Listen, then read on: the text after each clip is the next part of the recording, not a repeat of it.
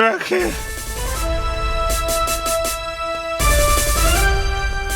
Good night Netaji. Good night बोलो। Good night.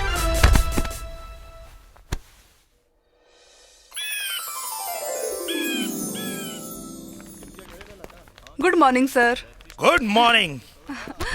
ई रहल आपके नाश्ता। अरे वाह, हाँ, हमके तो लागल कि आज तू ना लिए वो कहीं एकरा में। जय हिंद सर। भिंडी तो नहीं खे? नहीं सर, हमके पता बा आपकी भिंडी पसंद नहीं खे। आज तो आपकी खास पसंद की।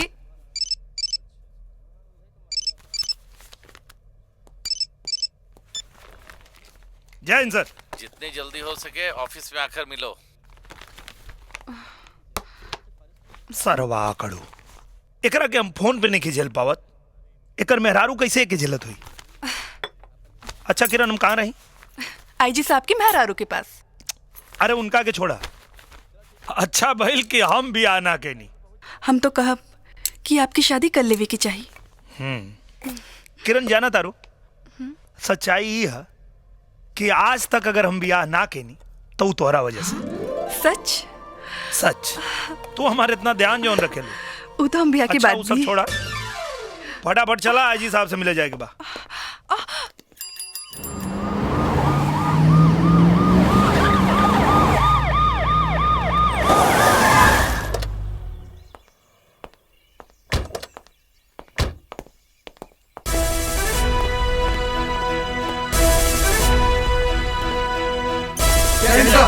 जय हिंद।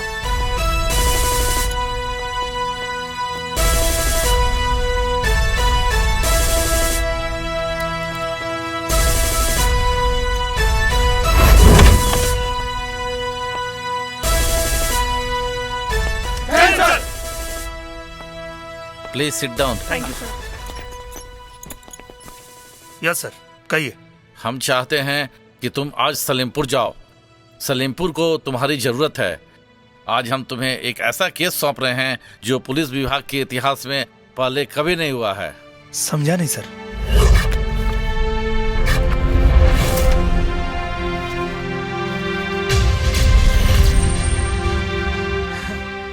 ये तो मेरी फोटो है सर। नहीं, यह तुम्हारा हम सकल डीएसपी अभिमन्यु का फोटो है, जिसका मर्डर जोगिया पठान ने किया है।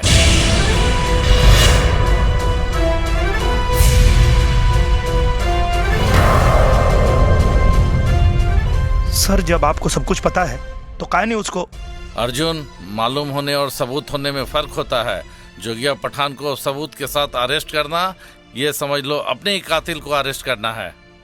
सर, मैं जोगिया पठान के बारे में कुछ नहीं जानता।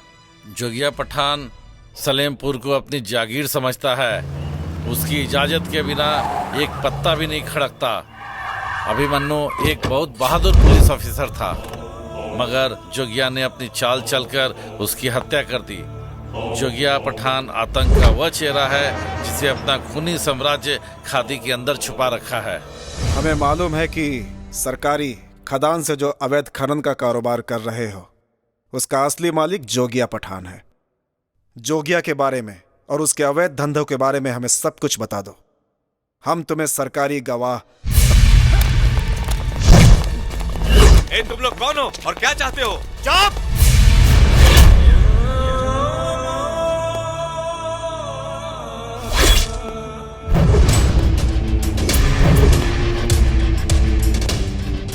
कारे, ते सब यहाँ क्या करता रे?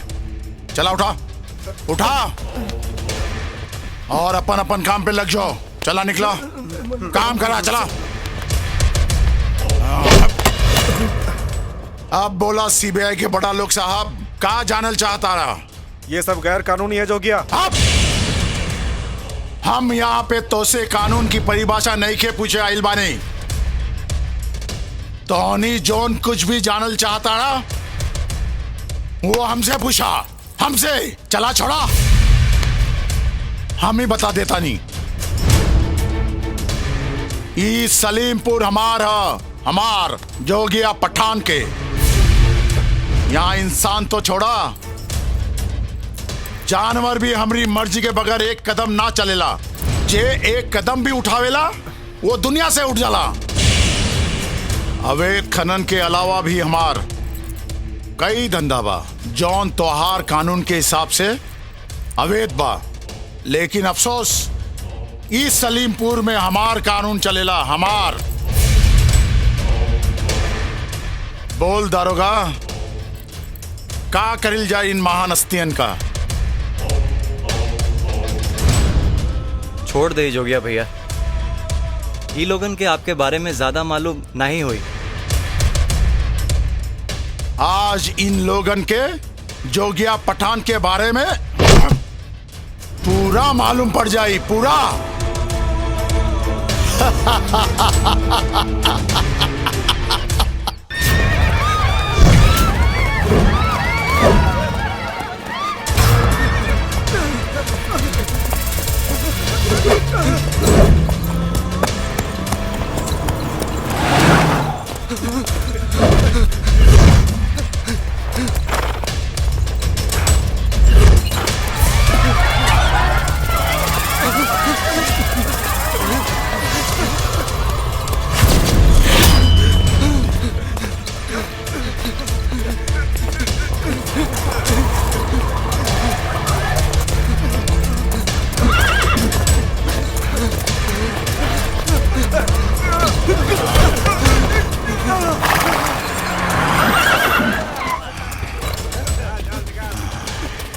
हमके माफ कर दे जोगिया पठान। ये साइड पे लागल बोर्ड पड़ा रहे, सीबीआई के ऑफिसर साहब, हमनी के माफ कर दी। यहां से जोगिया पठान की सीमा प्रारंभ होता। गलती से भी हमार सीमा के अंदर घुसे के कोशिश कैले ते एकर सजा ऐसे भी भयानक होई, नंगा करके भगाई। चल भाग मादर भगत।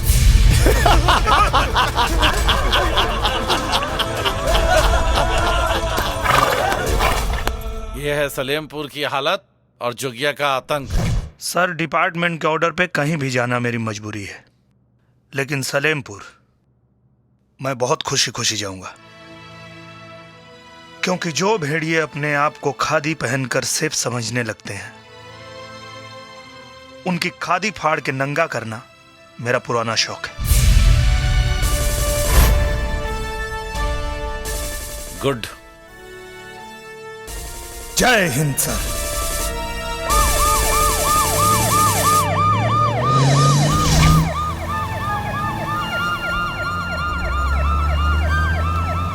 सामने देख के गाड़ी चलाओ।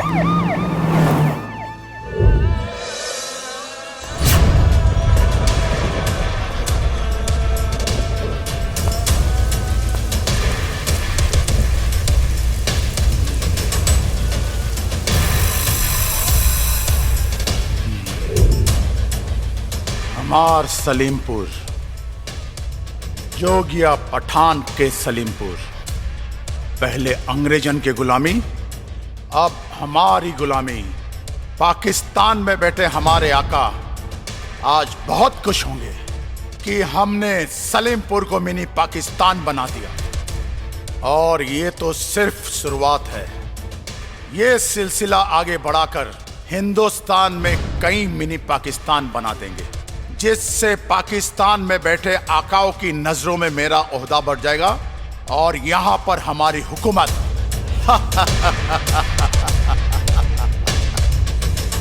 सलेमपुर, जोगिया पठान का मिनी पाकिस्तान।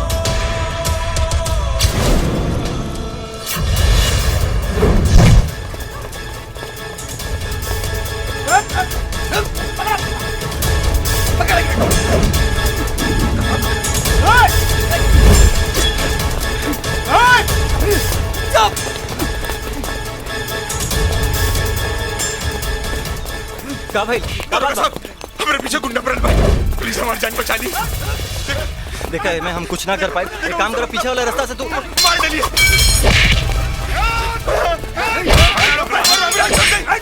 हमारे को छोड़ दे।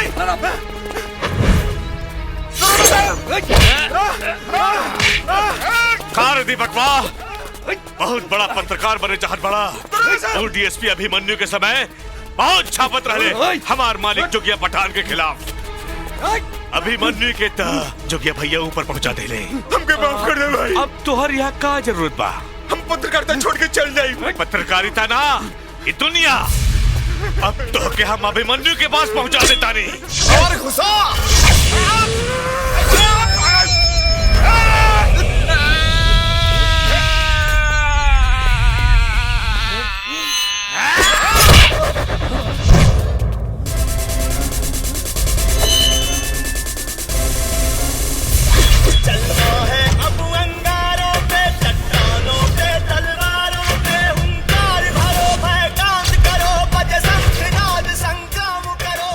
डीएसपी अभिमन्यु।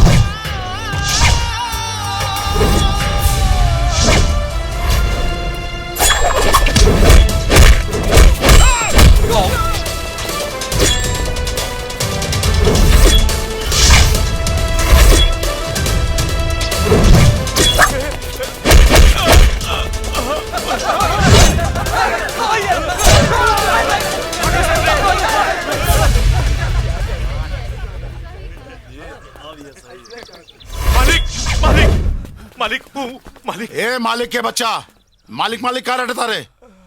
कहा भाई दीपक के पहुंचा दिले ना ओकरे अभिमन्यु के पास। नहीं मालिक, वापस आ गेल बा।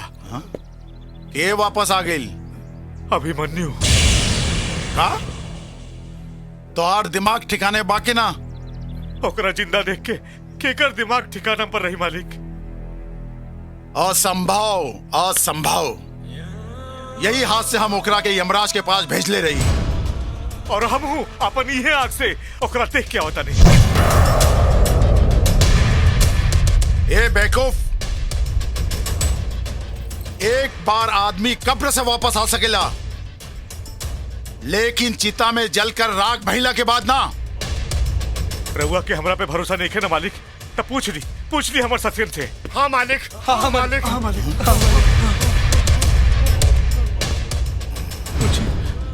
हाँ मालिक।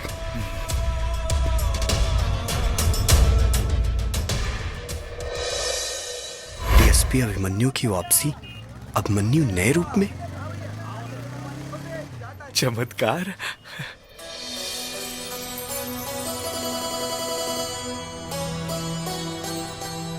कब से बिना आत्मा के ही शरीर के बोझ ढोवत रहनी।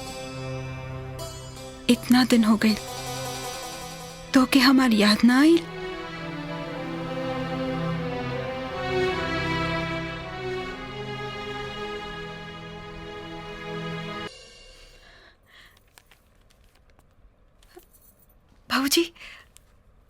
बाबूजी। हाँ बहू। बाबूजी ई देखी, उहा गइल बाड़न। हम कहत रहनी ना, वो जल्दी आई है। बेटी हमर बात तो सुना। सब सुनब, लेकिन पहले उनसे मिल तो नहीं। बेटी हमर दामिनी।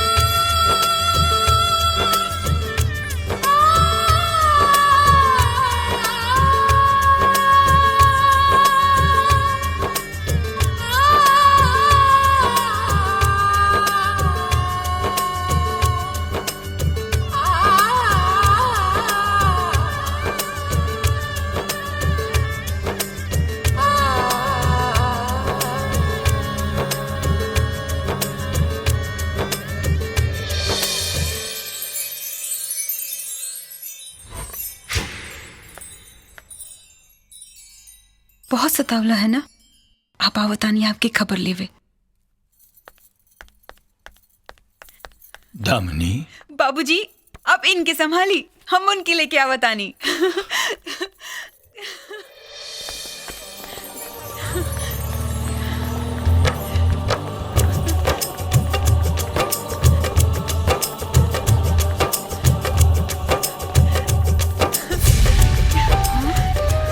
पति के मरला के बाद खुद के सुहागन माना दिया। ई बेचारी के कब एहसास हुई कि एकर पति दुनिया में ना हा। चला जाई अपन पगली बहू के बुला के ले आई। ओकरा के माफ कर दी। चल।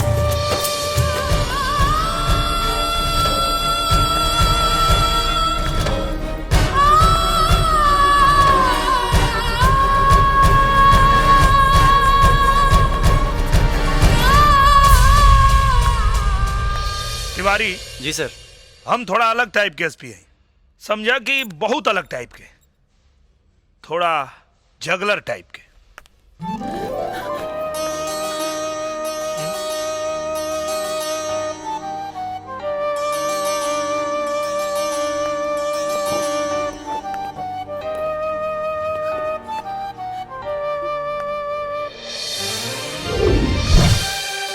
दामिनी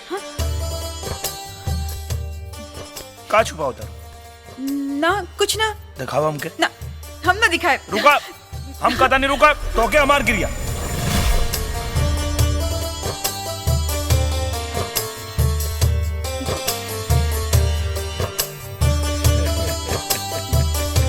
तो के मुंह इतना पसंद बा तो ये फोटो पे बनावे की का जरूरत रहे?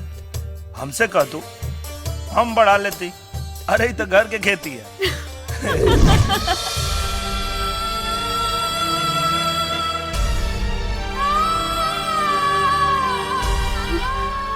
ये तो सच में मुझ बढ़ा के आ गई लन।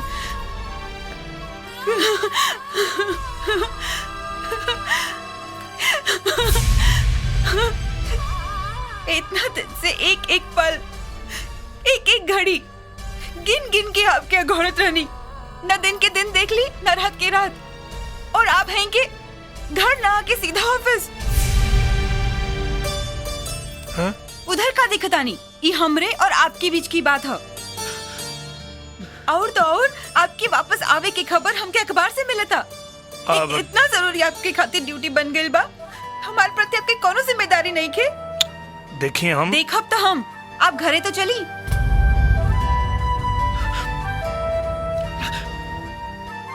दामिनी, दामिनी।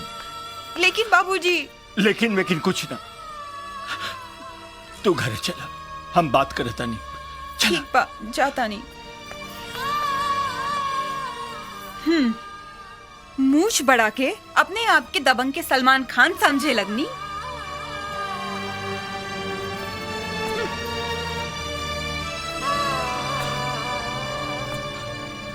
अर्जुन बाबू, हमरा के माफ कर दी। दरअसल वो आपके अभिमन्यु समझ के इतना कुछ भूल गए। अभिमन्यु के मरला के बाद ओकर मानसिक संतुलन बिगड़ गई बा।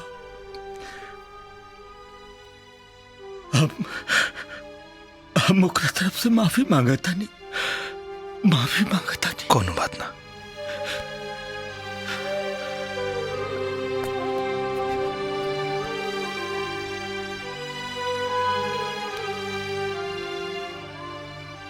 खुद के का समझत पारे? हाँ, उनकी खातिर हमरे प्यार, हमरे भावना की कोनो कदर नहीं खे।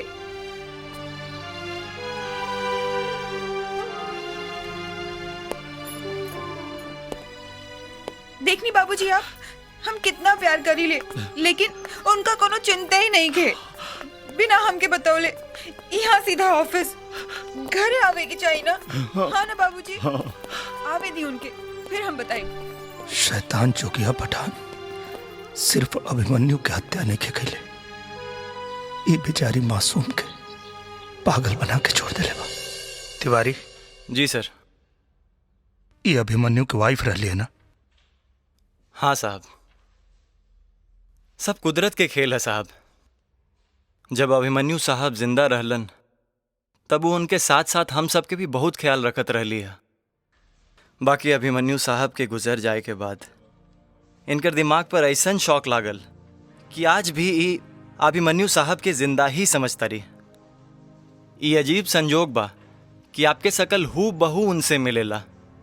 ये तो आप पत्रकार दीपक के मामला में देखिए लेनी कि सब लोग आपके अभिमन्यु ही समझता रहे। बस ये बेचारी भी आपके अपन पति समझ के यहाँ आ गई। तिवारी जी सर। अभिमन्यु के बारे में हमके सब मालूम करे के बा। साहब, अभिमन्यु साहब बहुत बहादुर, ईमानदार और बहुत कड़क ऑफिसर रहलन है।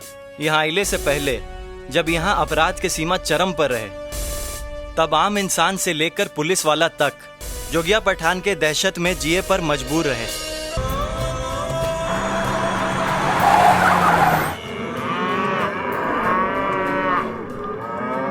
जोगिया भैया। बोल भंवर, काम हो गई? वो भोला यादव ससुरा बीच में दीवार बन के खड़ा हो गई बा। वो मादर भगत। 1 मिनट होल्ड करा। ये पुलिस वालन का का भाई?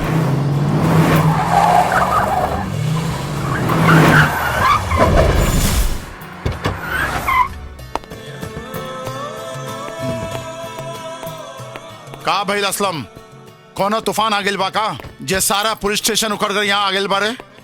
आइल नहीं खे, आवे वाला बा जोगिया भैया। कौन? वो डीएसपी अभिमन्यु। मतलब? वो बहुत डेंजर बा। वो बहुत ईमानदार और बहुत कड़क ऑफिसर बा। बावर, वो भोला यादव नाम के आदमी के दीवार गिरा दे। ठीक है भैया। जोगिया अपने रास्ते में एक पत्थर बर्दाश्त न कर सकेला। दीवार तो बहुत बड़ा चीज है। लेकिन जोगिया भैया, वो डीएसपी जोगिया पठान के सलीमपुर में वो डीएसपी अभिमन्यु का स्वागत शांति से ना, धमाका से हुई।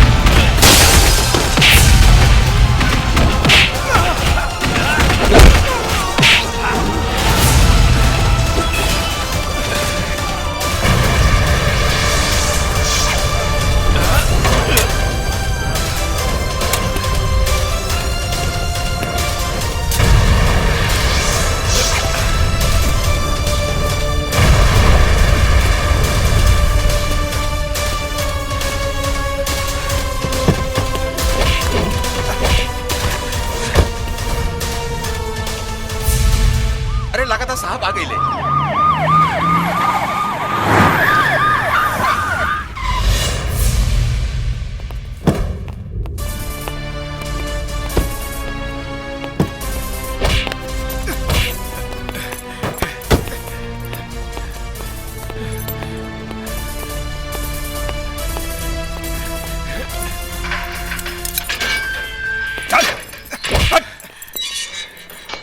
बंद करो।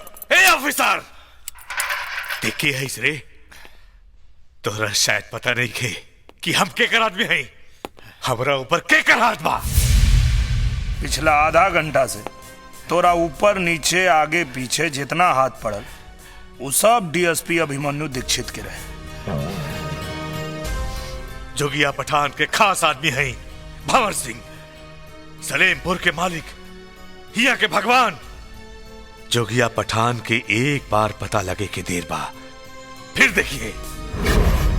ताला खोल, एक इहो ख्वाहिश पूरा कर देता नहीं। एगो खजुअटिया कुकुर शेर के धमकी दे, ई हमरा पसंद नहीं के। चल अपना डाबरमैन के नंबर बता। डाबरमैन?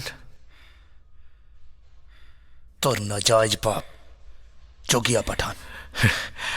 9431043253।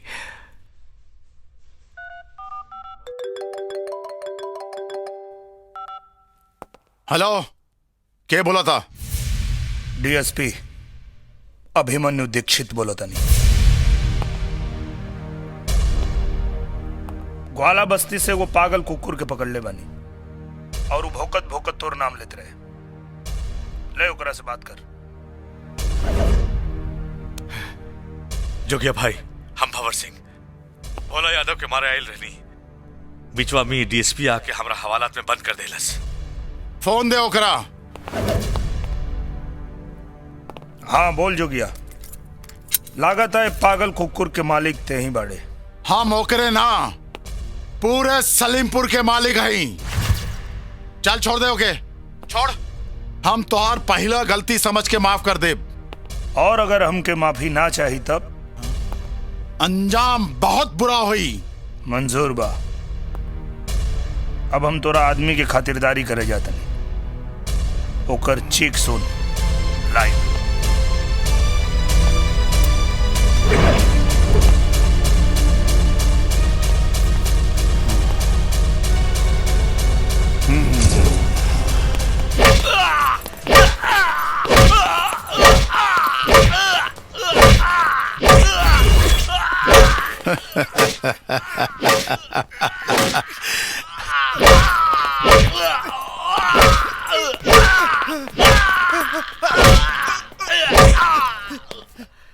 महान वैज्ञानिक ग्राहम बेल जब ही फोन बनैले हुई हैं तो उनको के पता ना रही कि एगो कुत्ता के चीख ओकर मालिक दूर बैठल सुनी।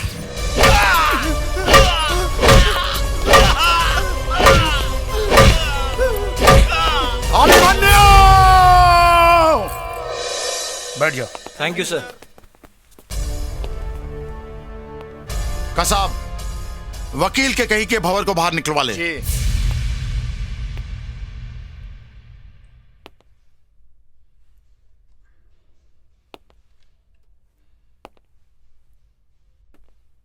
आज से पहले यहाँ जौन होत रहे, जैसे होत रहे, ओकरा से हमके कोनो मतलब नहीं है। बस हम इतना चाहब कि आज के बाद यहाँ हर पुलिस वाला आपन फर्ज पूरी ईमानदारी से निभावे। काहे कि बहुत बड़ा सच है, एक कड़वा सच। बिना पुलिस के मिली भगत के कोनो अपराधी इतना बड़ा ना बन सकेला जितना बड़ा जोगिया पठान बन चुकल बा। काल के जाके यदि हमके पता चलल कि कौनो पुलिस वाला कौनो अपराधी के साथ दे रहल बा तो वो कर हाल हम भंवर सिंह से भी ज्यादा बुरा करब। तोनी लोग के तो भंवर सिंह जैसन लोगन से शिक्षा लेवे के चाहिए। ओकनी के अपना मालिक के प्रति ईमानदार रहे लें, और वर्दी वाला अपने वर्दी के प्रति, अपने फर्ज के प्रति ईमानदार ना रहे लें। जोगिया पठान के फुल डिटेल चाहिए हमके, जल्दी से जल्दी। और हाँ, एक बात और, ईमानदार पुलिस वालन के हम बहुत बड़ा दोस्त हैं और गद्दारन के उतने बड़ा दुश्मन। सर, यहाँ आते ही आपने भोला यादव और भंवर सिंह को अरेस्ट करके तो साबित कर दिया कि आप साहसी और निडर हैं, लेकिन सलेमपुर को आतंक के चुंगल से बचा पाएंगे क्या आप? का नाम है तुम्हारा? दीपक सर। दीपक बाबू, सलेमपुर में आतंक बा कहाँ और केकर आतंक बा? वो हमारा मतलब दीपक बाबू, जब तोरा जैसन पत्रकार लोग जोगिया पठान के नाम लेवे से हिचकिचाता तो आम आदमी के का हाल हुई। लेकिन चिंता मत करा, अभिमन्यु आ गई बा। सबसे पहले तू लोग के मन से जोगिया पठान के डर खत्म करब, ओकरा बाद जोगिया पठान के।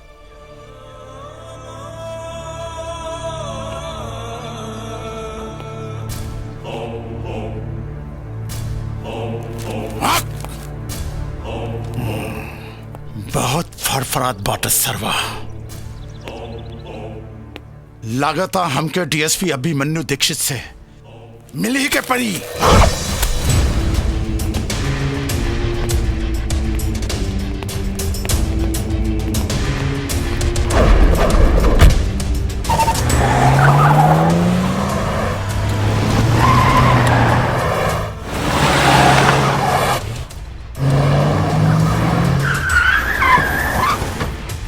सबसे पहले सलेमपुर में होखे वाला हर 2 नंबर के धंधा बंद करे के पड़ी।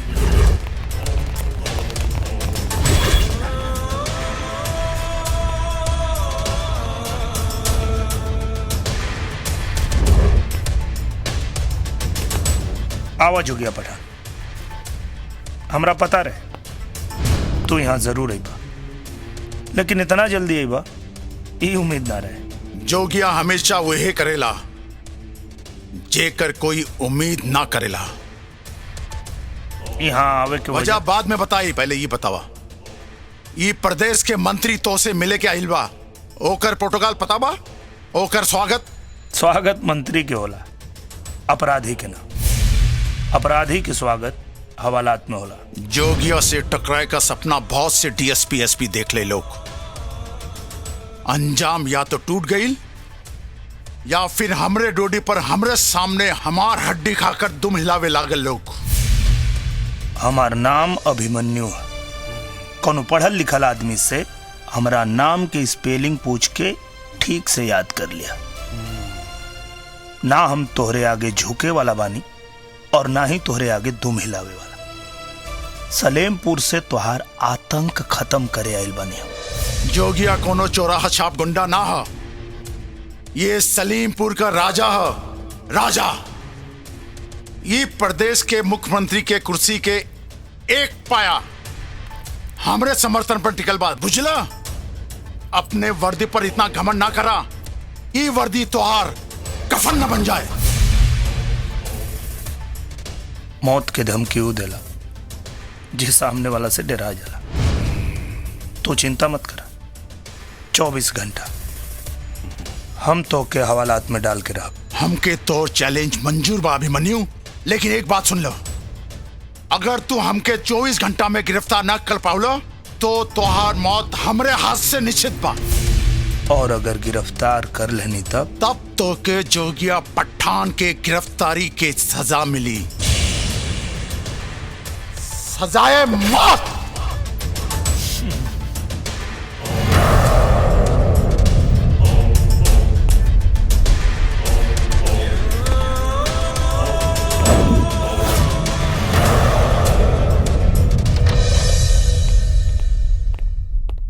जय हिंद सर।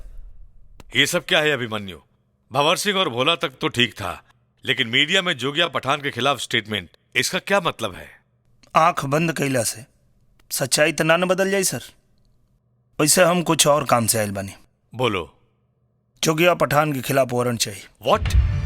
फिर से जोगिया पठान? जोगिया पठान कोई मामूली हस्ती नहीं है, और वो भी बिना कोई बेस के। बेस बा सर, वो हमारा ऑफिस में आके हमके जान से मारे की धमकी देले बा। ये प्रूफ नहीं कर सकते तुम, उसकी पहुंच बहुत ऊपर तक है। देखो अभिमन्यु, ये बचकाना हरकत छोड़ो और। सॉरी सर, हमके वारंट मिली या ना? Not possible. Okay sir, warrant तो हम लेके रहो, आपसे ना तो कोर्ट से। थैंक यू सर। जय हिंद।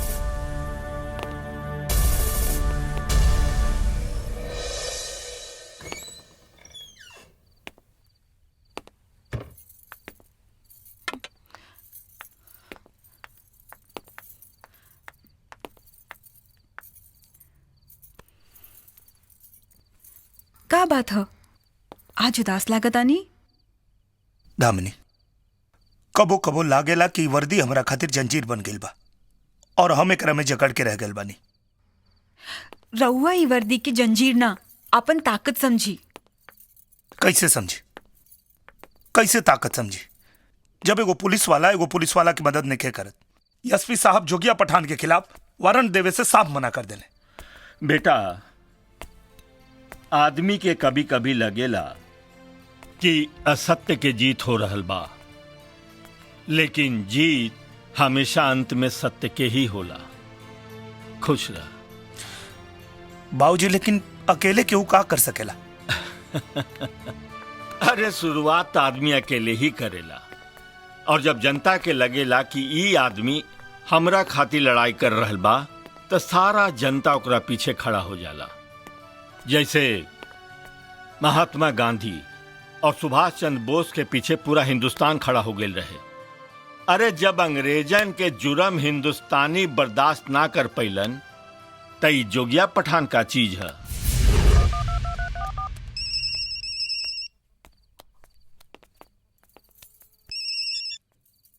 यस सर। अभिमन्यु, हमने बहुत सोचा, हमें लगता है कि तुम्हें जोगिया पठान के खिलाफ अरेस्ट वारंट दे देना चाहिए। थैंक यू सर। कल सुबह आकर वारंट लेके जाना, लेकिन जो भी करो सावधानी से करना। Don't worry sir, thank you so much. बाबूजी। हाँ। एसपी साहब जोगिया पठान के खिलाफ वारंट देवे के तैयार हो गए। हम कहले रही ना, सत्य के हमेशा जीत होला। जी बाबूजी। बाबू तू खाना लगावा। अब बेटा तू हाथ पैर धोला, हमनी के साथे खाना खाइल जाई। जी बाबूजी। रउआ सुनी, फिर आप अपनी ड्यूटी में बिजी हो जाए, लेकिन इतना याद रखी कल करवा चौथ है, जल्दी आ जाए। तू चिंता मत कर, काल करवा चौथ के डबल खुशी मनावल जाई जोगिया के गिरफ्तारी के साथ। जय हिंद सर। आओ अभिमन्यु, हमने बहुत सोचा, तब लगा कि तुम सही हो। अगर आज एक वर्दी वाला दूसरे वर्दी वाले का साथ नहीं देगा तो कब देगा? ये रहा जोगिया पठान के खिलाफ अरेस्ट वारंट। थैंक यू सर। जय हिंद।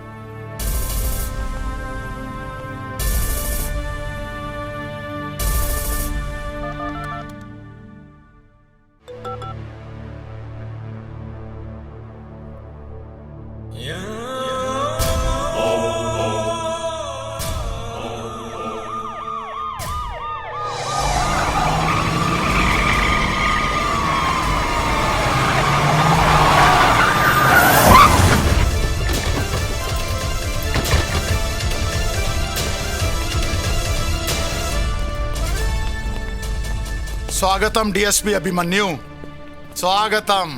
माने के पड़ी अभिमन्यु, तौर जैसन जिद्दी पुलिस वाला हम अपने लाइफ में ना देखनी। जिद्दी ना, अपना फर्ज के प्रति ईमानदार। देख ला, 24 घंटा के अंदर तोरा सामने खड़ा बनी। अफसोस डीएसपी, तो के अपन चैलेंज तो याद बा, पर जोगिया पठान की धमकी ना। सब याद बा, लेकिन पहले जेल से बाहर निकलबा तब ना। जोगिया जब चाही जेल के दरवाजा अपने आप खुल जाई। फिलहाल अंदर चले के तैयारी करा, बाद में दरवाजा खोल के दिखाइया।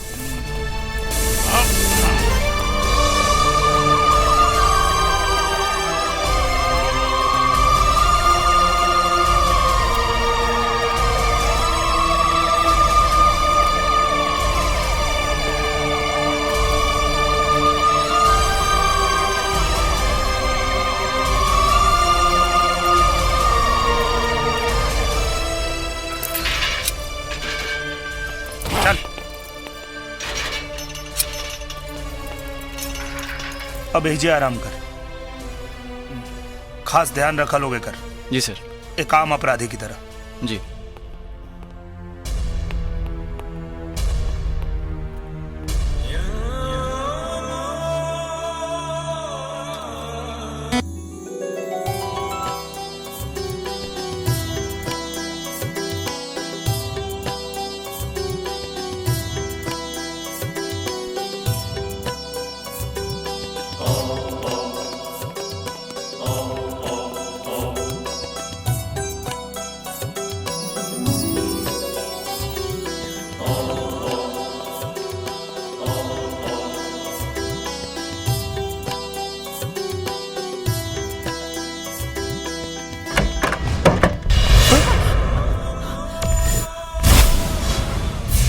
जोगिया अपने धमकी के प्रति पूरी तरह से वफादार है डीएसपी अभिमन्यु। अब मिले तो के हमरा गिरफ्तार करे के सजा।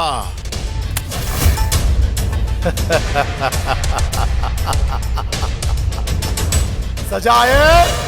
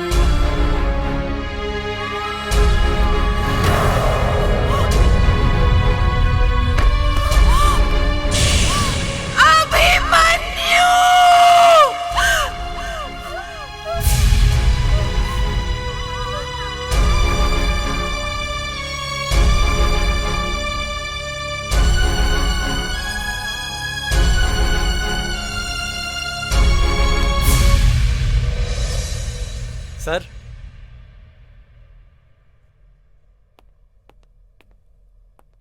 यह अभिमन्यु साहब के कहानी, एक बहादुर पुलिस ऑफिसर के ये भ्रष्ट तंत्र से लड़ाई में शहीद होए के कहानी। तिवारी,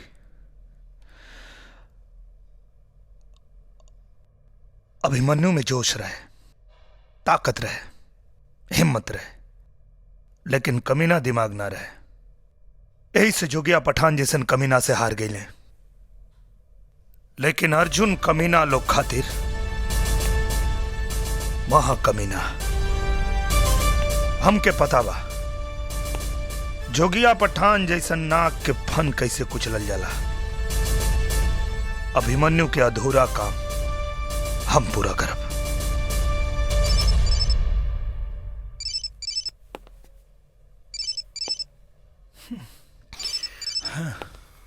हमरे कुंडली के नागिन दोस्त एक एक हो गए। हाँ बोल नागिन। मतलब किरण। ये आपके का हालत हो गई बा एसपी साहब? चेहरा उतरल बा, हालत एकदम पंचर टायर के जैसन हो गई बा। का हम तो ठीक बानी। ऊ तो हम देखे तानी। हैं? अरे तू यहाँ? जय हिंद सर। डीआईजी के स्पेशल ऑर्डर से आपके ख्याल रखे खातिर यहाँ आइल बानी। अच्छा ठीक बा, चला। कहा? सांप के बिल में हाथ डाले। ओके। अब हम क्या बोले? सलेमपुर की जनता जानती है कि हमेशा मैंने सलेमपुर की जनता की सेवा की है। कुछ लोग हमें अपराधी भी कहते हैं, लेकिन मुझे इससे कोई फर्क नहीं पड़ता, क्योंकि मैं जो भी करता हूं, क्योंकि ये जो भी करते हैं उसका कोई सबूत मिलेगा नहीं, और बिना सबूत के जोगिया पठान जी का कोई कुछ भी नहीं बिगाड़ सकता। एएसपी जो भी बोले के बाद साफ साफ बोला। अरे हमार कहे के मतलब ये बात कि जोगिया पठान जैसन शांति प्रिय नेता के खिलाफ का सबूत मिली? हाँ। सर, आज सलेमपुर में अपराधियों का ग्राफ बढ़ता जा रहा है, इसके बारे में आपका क्या राय है? भोजपुरी में बोली तो चली। हाँ चली सर, चली। काहे कि हमके पिज्जा पसंद नहीं खे, लिट्टी चोखा वाला आदमी है हम। तो सलेमपुर में अपराध बा कहाँ? हाँ न जोगिया जी? और जौन कुछ भी बा वो सब इनकरे कृपा से बा। हमार मतलब अमन और शांति के जौन माहौल बा। अब जोगिया पठान जी के महानता के आप लोग ऐसा ही देख लें। खुद 5वीं फेल हमें, लेकिन जनता के सेवा खातिर केंद्रीय विद्यालय खुलवा रहल बने। सर, आज सलेमपुर पूरे प्रदेश में अपराधियों की वजह से जाना जाता है। गलत। सलेमपुर सिर्फ जोगिया पठान जी के वजह से जानल जाला, है ना नेताजी? हाँ हाँ, कुछ घटना तो हर जगह होत रहेला। अब जैसे कुछ दिन पहले डीएसपी अभिमन्यु की हत्या उनके घर में घुस के हो गई, और अपराधी अभी तक बाहर घूम रहल बा। लेकिन हमके भरोसा बा कि हमारे रहते वो ज्यादा दिन बाहर ना रही। सर, आपके आने से सलेमपुर की उम्मीदें काफी बढ़ गई है। अब अपराधियों की खैर नहीं। हम जानते हैं डीएसपी के कातिल जरूर पकड़े जाएंगे। मीडिया के माध्यम से हम बतावल चाहता नहीं कि डीएसपी अभिमन्यु के कातिल के जनता के बीच में लिया के पहले नंगा करके मारब, ओकरा बाद ओके गिरफ्तार करब। हाँ, हमके मालूम बा कातिल कानून के छेद के सहारा लेके बच रहल बा, लेकिन हम वही छेद में हाथ डाल के ओकर गर्दन मरोड़ब। लेकिन ये सब जोगिया पठान जी जैसन कर्मठ नेताजी के सहयोग के बिना कहां संभव बा। आज तक जनता के ऊपर सिर्फ जोगिया जी के हाथ रहे, आज से कानून के भी हाथ आप लोग के साथ बा। हमके उम्मीद बा कि जोगिया पठान जी के सहयोग मिली। बात कही तो बहुत आसान बा एसपी, फिर भी हमारा तरफ से तोहरा और तोहरा टीम के बहुत बहुत शुभकामनाएं। ऑल द बेस्ट एसपी।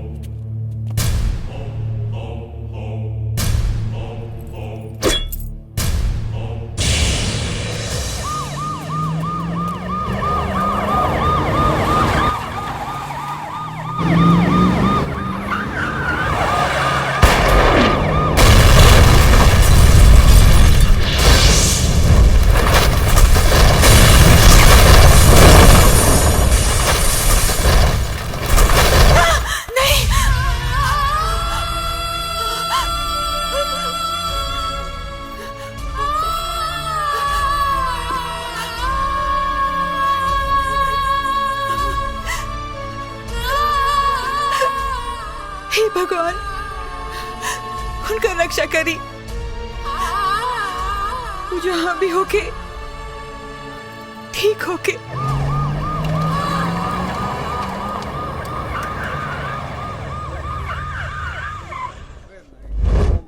पुलिस वाला पगला गेल बा सलेमपुर के यहाँ पठान के।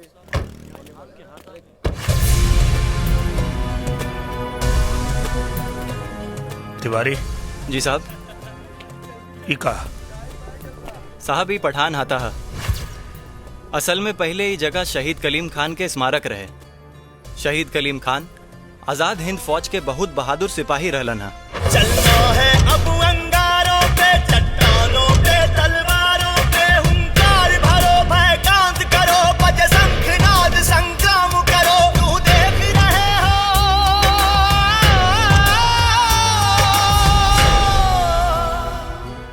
बताइए साहब, हर साल 15 अगस्त और 26 जनवरी के दिन इस शहर के लोग यहाँ तिरंगा फहरावत रहे, लेकिन बाद में जोगिया पठान इस जगह पर कब्जा कर लेलस। अब तो यहाँ तिरंगा फहरावल भी दूर, कोनो परिंदा भी घुस ना सकेला।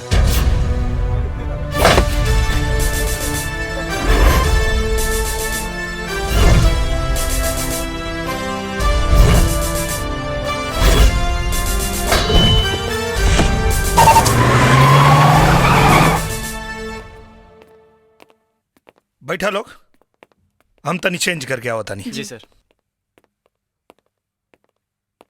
सलेमपुर सुधर गईल बा। वो तो हा, सर में कुछ खास बात बा।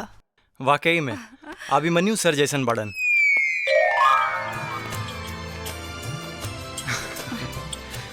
इका बा नहीं की मालूम। हाँ, हम बतैले रही ना कि हम थोड़ा जगलर टाइप के एसपी है।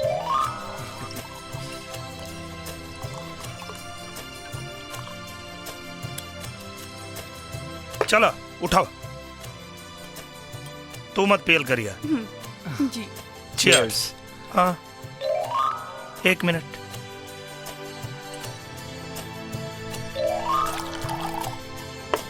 वर्दी की इज्जत करा, वर्दी में कबो दारू मत पिया। कबो पिए के मन करे तो गेटअप चेंज, ठीक?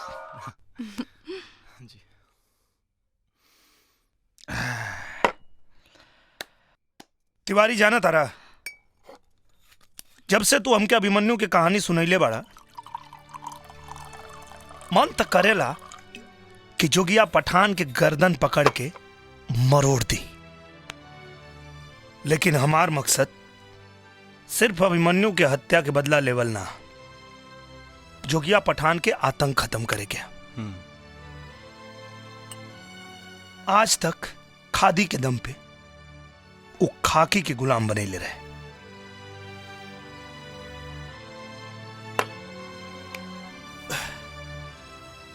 लेकिन अब ऐसा ना होए। आवा लोग, तू लोग के आज के उसे मिलवा होता नहीं। किससे? पता नहीं। जी। चा 1 मिनट। आओ लो, आओ आओ आओ, मिलवा दे। इनकरा के पहचाना तरल? हाँ सर, नेताजी सुभाष चंद्र बोस। ना ना ना ना ना, नेताजी सुभाष चंद्र बोस ना, खाकी वाला नेताजी सुभाष चंद्र बोस। सर एक बात पूछी? पूछा? सर नेताजी सुभाष चंद्र बोस और गांधी जी में से के बड़ा रहे? क्यों ना, दोनों जन बराबर है।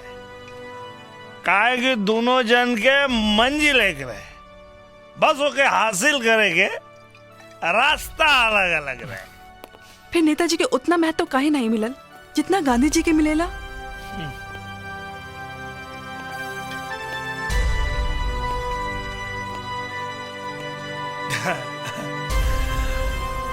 किरण,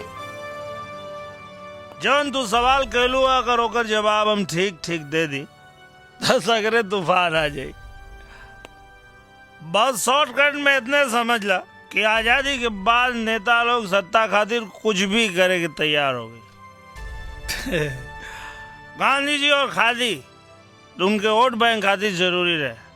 बस एक बात याद रखिए किरण, आज के बाद इस सवाल दोबारा ना उठे के चाहे, नहीं तो कहीं नशा में हमारे अंदर के सुभाष चंद्र बोस बाहर आ गए तब बहुत बड़ बड़ लोग के धोती उतर जाए। जी सर। सर, अभिमन्यु सर के बाद अब पहला आदमी बनी जिनके अंदर हम अलग टाइप के ताकत महसूस करेनी। अरे ताकत उनके से मिलेला जिनका से मिलवाई नहीं है तू लोग के।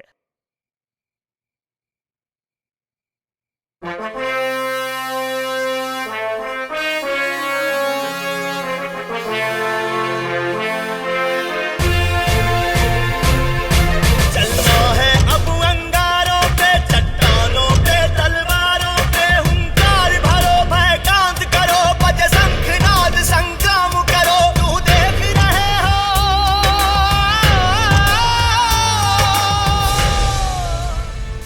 हमेशा अपने अंदर यह एहसास बना के रखिए लोग कि तोहार काम बिगड़ैल खादी वालन के कंट्रोल करे के, उनकर गुलामी करे के ना। सर, आप हमके खादी वाला नेताजी सुभाष चंद्र बोस लगता नहीं। कल 15 अगस्त कल से हुई जोगिया पठान के आतंक से सलेमपुर के आजादी की शुरुआत। जय हिंद। जय हिंद।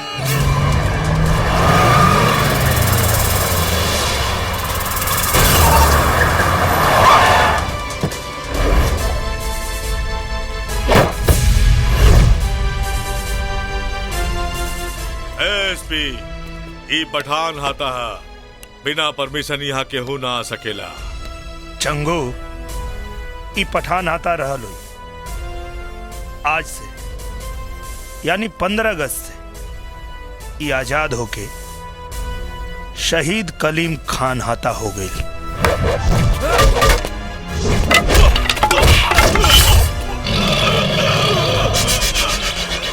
तहनी के सब तैयार हो जा, जे हमरा के खून दे हम ओकरा के आजादी दे।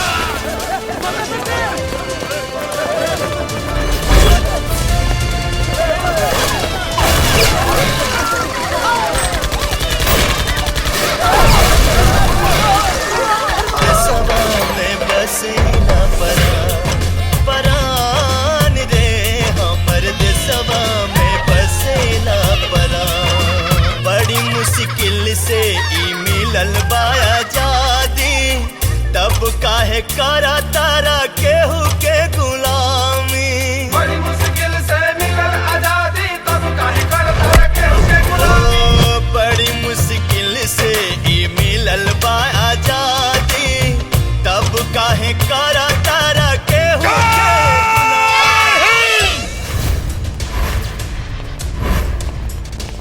आवा भीमा आवा, कैसा नाइला तू लोग, कैसा बड़ा तू लोग। उठा सब लोग उठा। इतना सब कुछ हो गए मालिक, और आप हम सबके बताओले भी नहीं। का हो गई? का हो गई मालिक?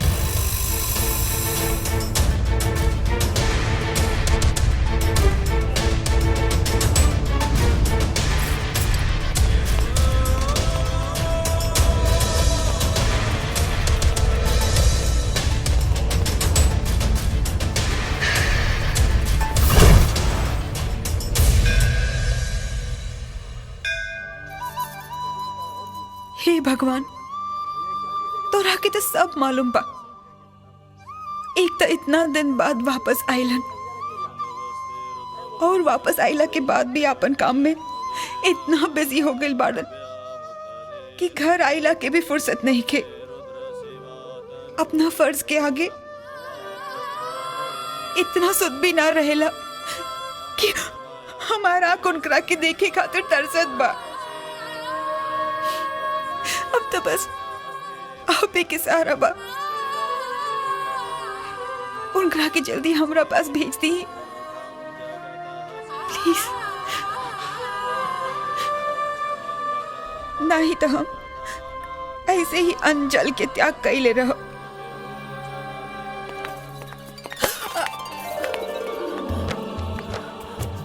देखनी बाबूजी, हमार भगवान कितना दयावान बाड़न। हमार पुकार तुरंत ही सुन लेलन। मंदिर से बाहर आवते ही इनकरा के हमरे पास भेज दिलन। हम अभी उनका के धन्यवाद दे के आवतानी। बेटा, जब से तू आइल बाड़ा तब से ही अपना पति के इंतजार में अन्न त्याग कर देले बाड़ी। काहे से कि ई प्रण कैले बाड़ी कि जब लोकर पति घरे लौट के ना आई, ये अन्न ग्रहण ना करी। आज तो हम अपने भगवान से कुछ भी मांगले रहती तो मिल जाए। दामिनी, दरअसल हम घरे ही आयल रही, लेकिन जैसे हमके पता चलल कि आप लोग मंदिर आयल रही तो हम सीधा यहाँ आ गए। चलो बेटा।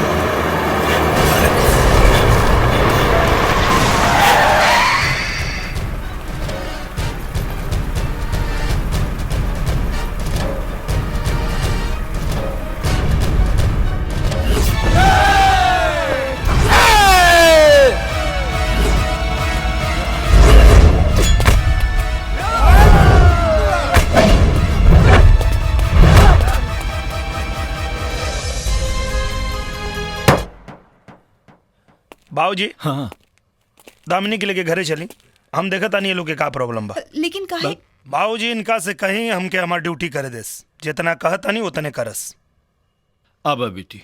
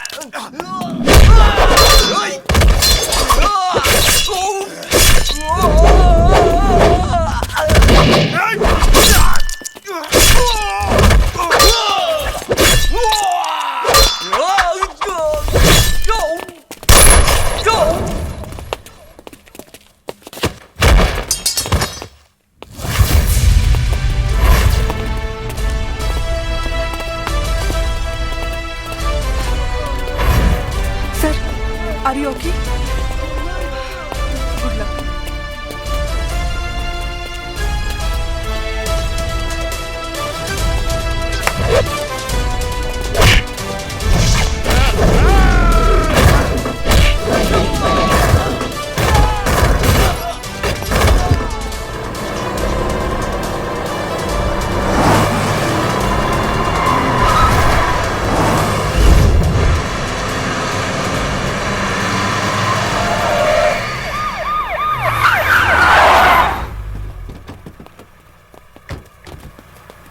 डंपर कोनो एक्सीडेंट कर देला सका सर। तनी साइड हटा देख।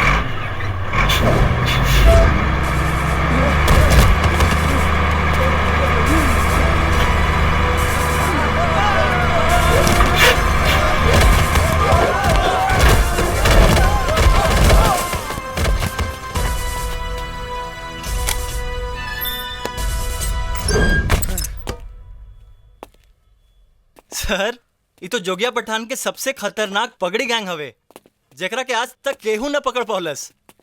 लेकिन सर, ये अचानक बाहर कहाँ से आ गए इन सब? अचानक ना किरण, इस सब सांप के बिल में हाथ डल्ला के कमाल है। सांप भले बाद में बाहर आवे, लेकिन बहुत सारा गोंजर बिच्छू जरूर बाहर आ जाने। तिवारी। यस सर। एकनी के पिजड़ा में बंद करा। हमके दूसरा ड्यूटी पूरा करे जाए के बा। दूसरा ड्यूटी?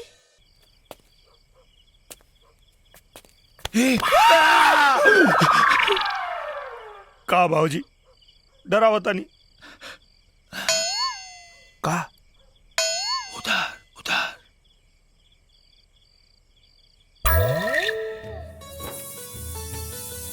इतना दिन बाद हमरे हाथ के खाना खाए, आपकी खातिर तो आपकी फेवरेट सब्जी बनावे के पड़ी। कहा कि हम दारू वारू अब।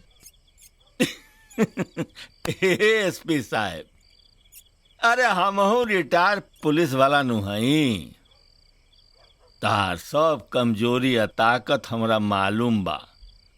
हमरा इहो मालूम बा कि ओई दारू के बोतलवा से तोहार रिलेशनशिप कैसन रहेला। सोचनी कि आज हो जाए कंपटीशन।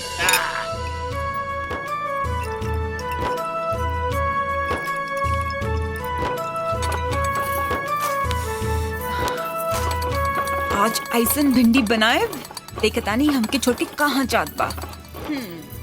एक बात हमरा समझ में ना आइल। का बाबूजी? आई तो हर शकलवा हमरा बेटा से इतना कैसे मिलेला? अरे बाबूजी, हमें कौन जाने वाला बात बा। अरे ये सब तो ऊपर वाला भगवान के लीला। भगवान के लीला? अरे भगवान के लीला तो भगवान है जानेलन। हमरा कुछ पता नहीं के। हम तो भी न जानी लेगी। तो हार शकल हमार बेटा से इतना कैसे मिलेला?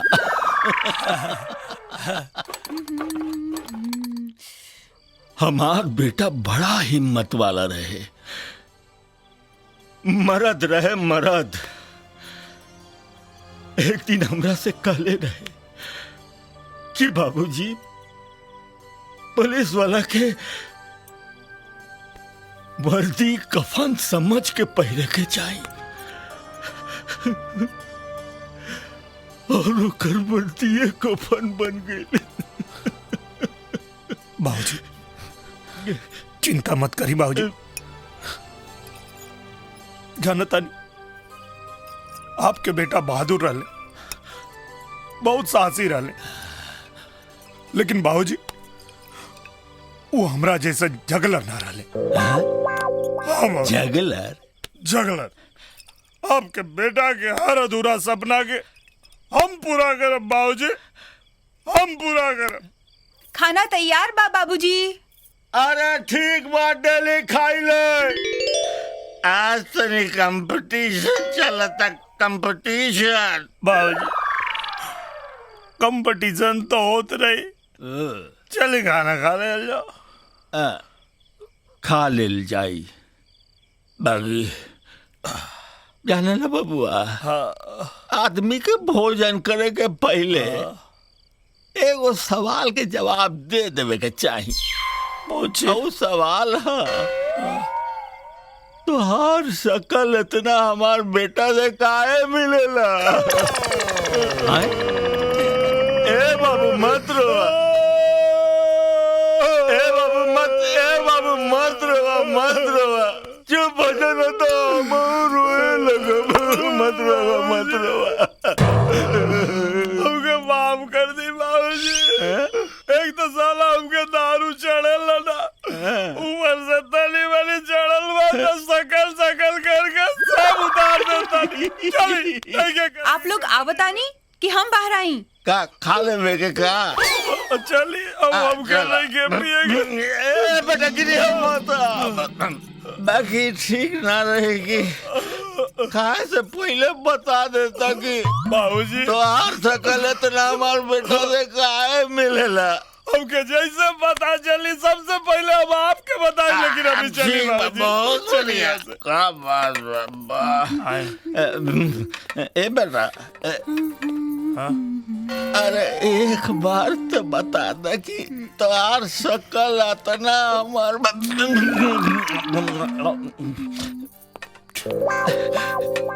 बाबूजी खाना रेडी बा। चला चला चला।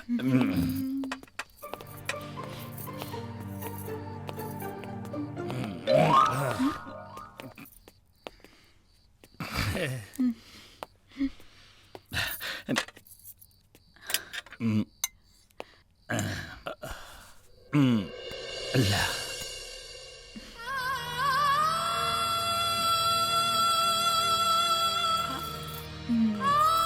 अपन व्रत तोड़ला और आज के बाद ऐसा व्रत मत रखिया, ना तो हम जाए तो फिर ना आए। कैसे ना आए? हम अपने काना से कंप्लेन कर दे और वो आपके कान पकड़ के ले आई हैं। हमारी व्रत टूट गई, आप भी खाएं।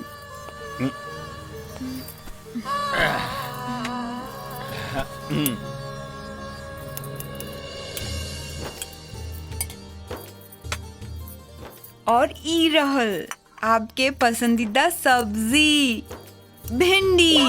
हाँ? का भइल? अब कुछ ना अब बहुत दिन बाद अपन पसंदीदा भिंडी देखनी है ना, खुशी के मारे आंख भर गई। तो इली और खाई।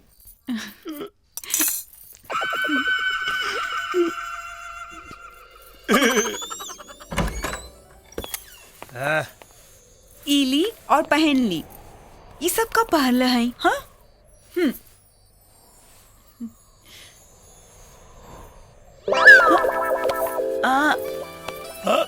कहाँ जाता नहीं? बदले जाता नहीं और कहाँ? अरे हमरा से कैसन शर्म? काकर बाबूजी आज हैं? बाबूजी नहीं है, वो समझदार बारन। अरे अब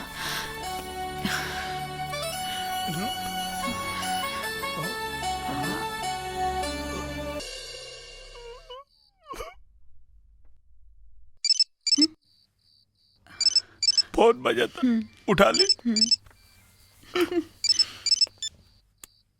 यस सर। वेल डन अर्जुन, तुमने जोगिया पठान के पगड़ी गैंग को पकड़कर काबिले तारीफ काम किया है। थैंक यू सर, ये तो हमारा फर्ज है। अब लगता है कि मैंने तुम्हें सलेमपुर भेजकर मेरा राइट डिसीजन था और अब जोगिया पठान का अंत आ गया है। ना सर, सलेमपुर में जोगिया पठान के दहशत बा। सबसे पहले ओकर दहशत खत्म करब, ओकरा बाद जोगिया पठान के। बेस्ट ऑफ लक, मैं हर फैसले में तुम्हारे साथ हूँ। Thank you sir. Yes sir. हाँ हाँ हाँ हाँ हाँ sir, I am coming sir. Yes sir. या ओ आजी साहब के फोन रहा, अभी तुरंत बुले ले जाए के पड़ी। हमके मालूम बा आपके खातिर फर्ज इम्पोर्टेंट बा, आप जाएं, हम इंतजार करो। हाँ अच्छा, इके रखा, बाद में पहन ले। आप लोगों को बताना चाहते हैं, पुलिस रिकॉर्ड में बहुत दिनों से वांटेड पगड़ी गैंग अब हमारी गिरफ्त में है। इतने खतरनाक गैंग को पकड़ने के लिए बधाई हो एसपी साहब आपको। Thank you. उन्होंने पुलिस को कुछ बताया, अपना जुर्म कबूल किया? हाँ सर, बताइए सर। भैया आप लोग तो जानते हैं कि पुलिस अपराधियों के साथ बड़े प्यार से पेश आती है और प्यार की गर्मी से तो पत्थर पिघल जाता है। उन लोगों ने अपना जुर्म कबूल कर लिया है और अपने आका, अपने मालिक के खिलाफ सरकारी गवाह बनने के लिए तैयार हो चुके हैं। लेकिन वो लोग हैं कौन? हाँ सर, कौन है बोलो? हाँ, कौन है सर? कौन है सर? कल तक इंतजार कीजिए, कल का दिन उनके मालिक के बाहर की दुनिया का आखिरी दिन होगा।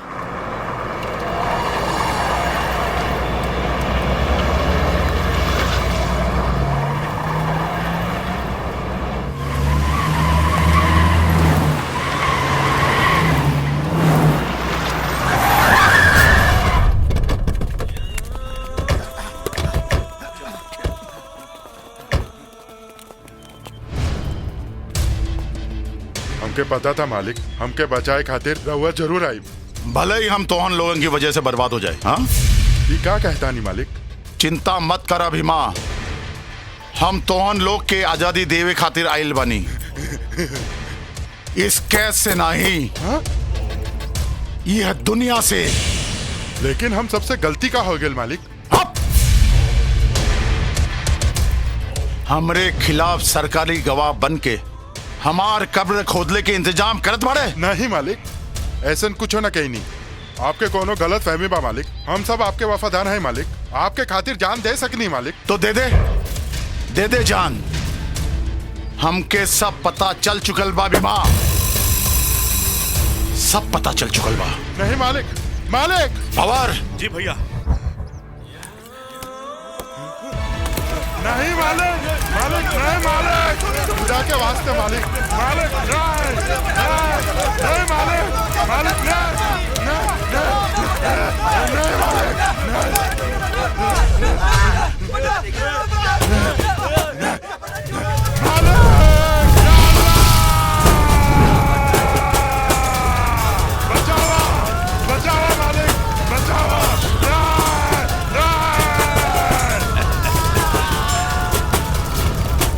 बस अब आपका टेंशन खत्म जोगिया जी। तू सब हमार बहुत सेवा कैले बाड़े असलम। तो हम लोग के परिवार की जिम्मेदारी हम पूरी जिंदगी निभाई। हम समझ ले नहीं। पगड़ी गैंग हमरे खिलाफ सरकारी गवाह बने जात रहे, खत्म।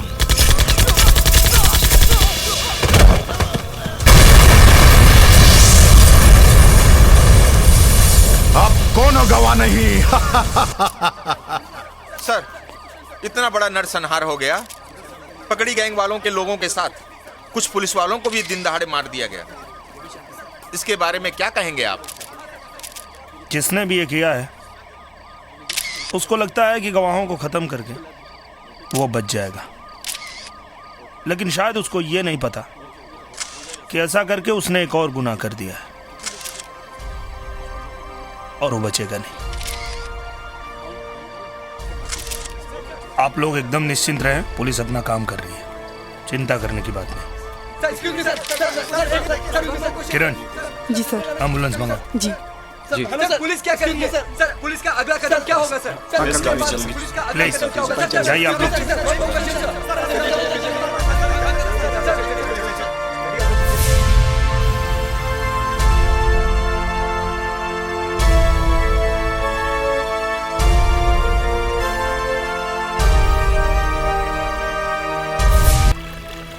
का भाई लक्ष्मी, आपन गम मिटावे आइल रहला है का?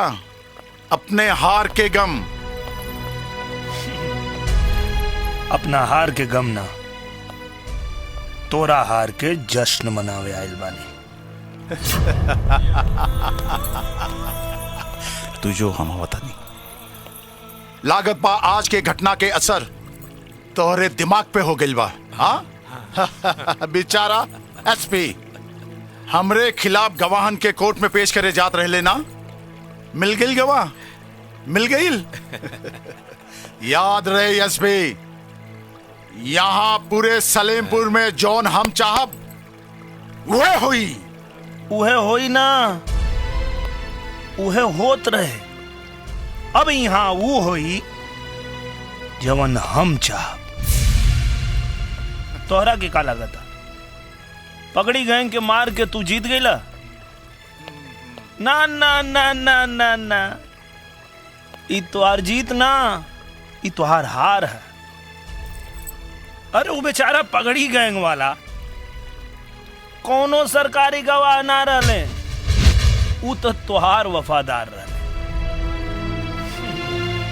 हम जानबूझ के इंस्पेक्टर असलम के ओकनी के साथ भेजले रही, काहे कि हमरा पता रहे कि इंस्पेक्टर असलम के साथ साथ कुछ पुलिस वाला लोग कानून के ना तोहार वफादारी कर रहल बन। एक तीर दो शिकार।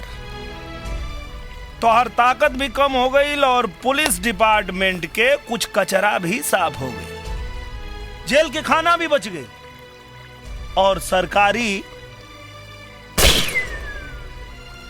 गोली भी बच गई।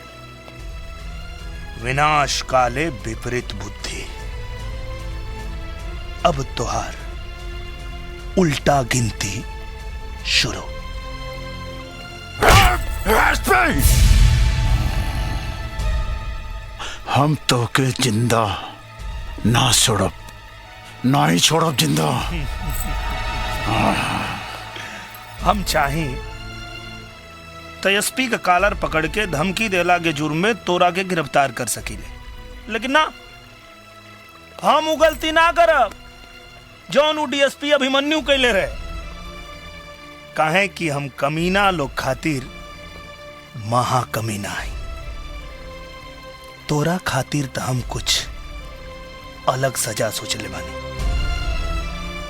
काहे कि हम जगलर है, जगलर।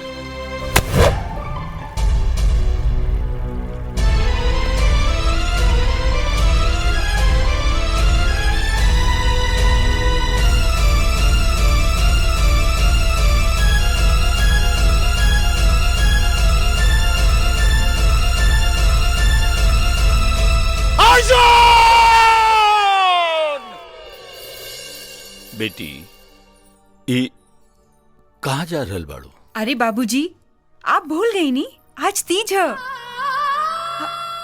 लेकिन आप काहे इतना सीरियस बानी? समझ गई नी, उनकर याद आवता। अपन फोन दी, हम उनकर फोन लगावता नी।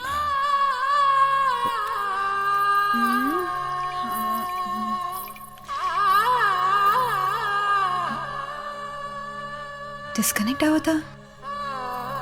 एक काम करता नहीं, ऑफिस में फोन लगावता नहीं। हेलो हेलो, साहब के फोन दी। कौन साहब? अरे साहब के नहीं को जानत, हम दामिनी बोलतानी। कौन दामिनी? हाँ दामिनी, आप समझ लो। डीएसपी साहब से बात कराओ। अच्छा अच्छा, डीएसपी साहब तो एक मीटिंग में बिजी बाड़न। अच्छा ठीक है, उनसे कह दिया कि आज तीज है, घरे जल्दी आ जाई है। और हाँ, उनसे कह दिया और कोनो बहाना ना चली। ओके ठीक बा।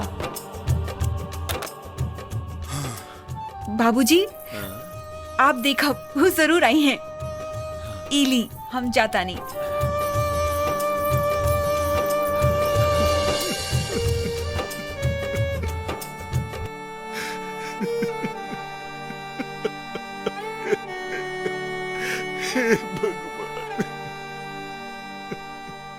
सर, ई दामनी केकरा खातिर फोन कैले रहे? जय हिंद सर। जय। बैठा। हमरे खातिर। हाँ किरण, वो डीएसपी अभिमन्यु के औरत है जकर जोगिया पठान हत्या कर देले रहे। वैसे वो कहत कर लिया। कहत रही हा, आप घर जल्दी आ जाए, आज तीज हा। बस दामिनी, ये क्या करत ताड़ू? जा यहाँ से। हमू पूजा करे आइल बानी। कैसन पूजा? ये तो सुहागन के पूजा हा। हमरा के मालूम बा, यही से हम यहाँ आइल बानी अपने अभिमन्यु जी की लंबी उम्र खातिर पूजा करे। कौने अभिमन्यु खातिर? जो 1 साल पहले मर गए वो? एक खबरदार, खबरदार जो हमरे अभिमन्यु के बारे में कुछ भी अनाप शनाप। एकरा के माफ कर दी। अरे बाबली है। एकरा के माफ कर दी। ए शास्त्री, ई विधवा हिया, ई हमनी के पूजा भ्रष्ट कइले बिया। एकरा के माफ कर दी, एकर गलती ना।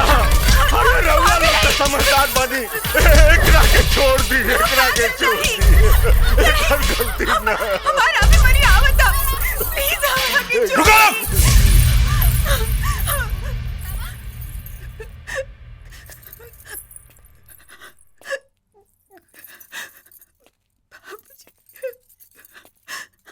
क्या कहा था? ये विधवा, ये विधवा ना सुहागन है। देखा लोग हमके, इनकर पति तो लोग के सामने माने।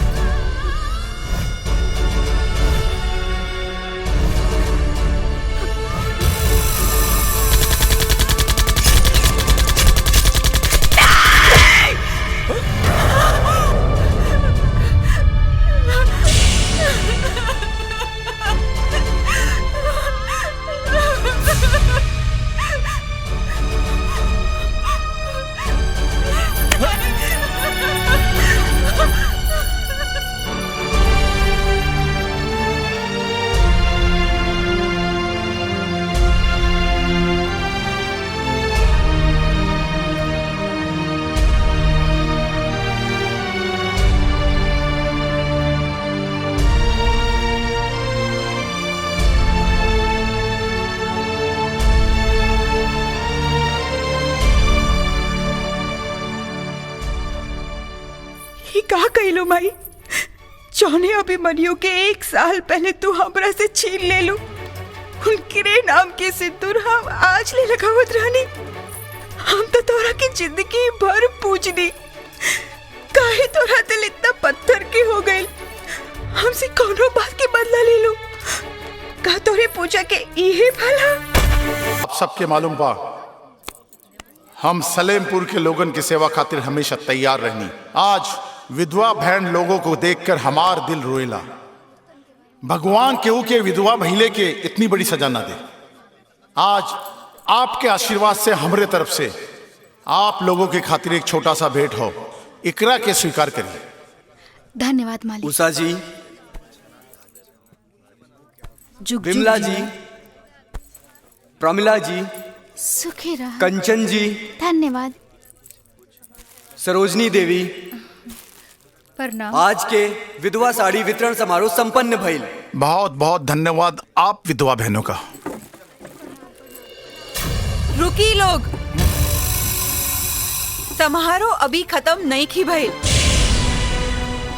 काहे के माननीय जोग्या पठान जी विधवा समारोह में हमार नाम लेवे के भूल गई बानी। हम हैं दामिनी, डीएसपी अभिमन्यु के मेहरारू जोग्या पठान।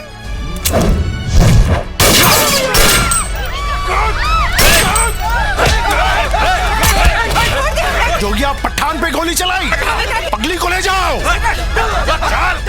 ले जाओ, जल्दी ले जाओ। और अभी याद कर ले अपने भगवान के, कहे कि आज तो इज्जत भी जाए और जाए। ये तो हर सजा हमार मालिक जोगिया पठान के ऊपर गोली चलावे के। छोड़ दे हमरा के तू लोग, बर्दाश्त अच्छा ना हुई। अच्छा, यही तोहरे मदद खातिर भगवान। अरे कलयुग है दामिनी, कलयुग में भगवान के भी पीछे में बेटा। अरे लंगा कर, खोल दे सारी। और जोर से छोड़ दे। खोल सारी।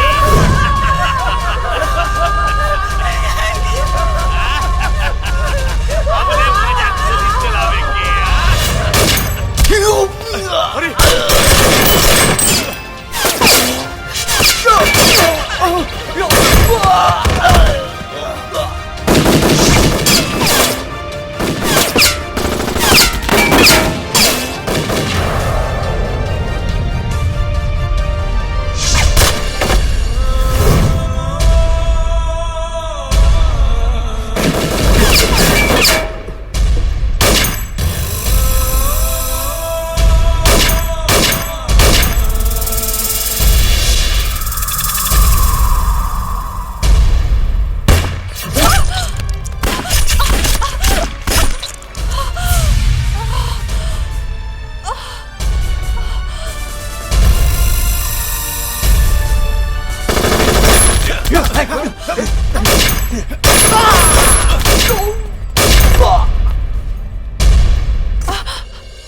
देख ली ना एसपी साहब, हम कहते रही ना कि एक दिन तोहार प्यार हमर जान लेके रही।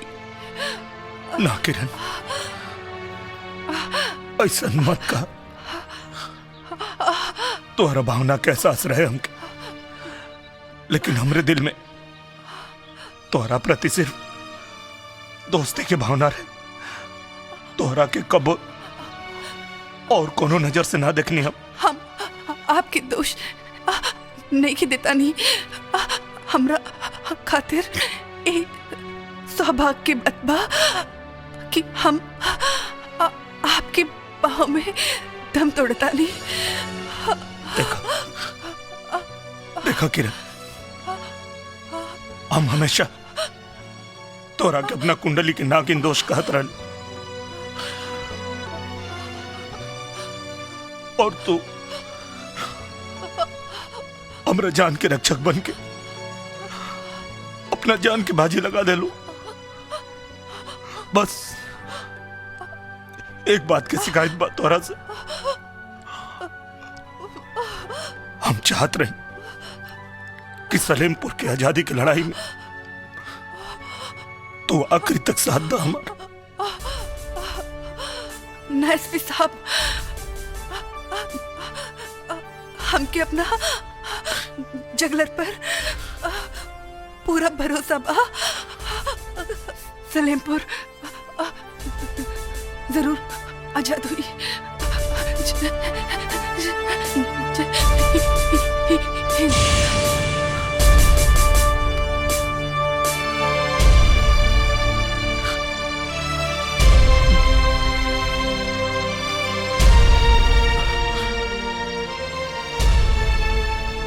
तिवारी संभाल, हम तो हर भरोसा जरूर पूरा करब।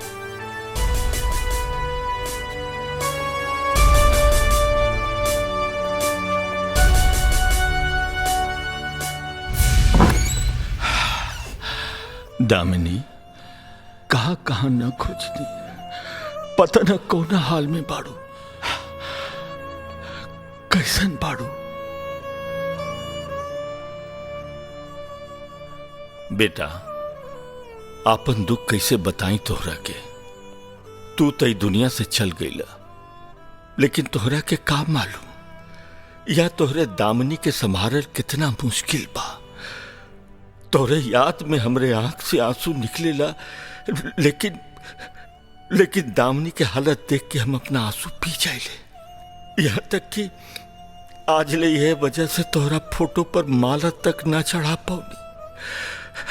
हमरा के माफ कर दिया बेटा। हमरा दामिनी जी, आप कानून के अपने हाथ में लेके ठीक ना करिए। तो का करती, वो हमरे पति के कातिल हो। हमरे सामने हमरे पति के। कानून पे भरोसा रखें, कानून ओकरा के सजा दे।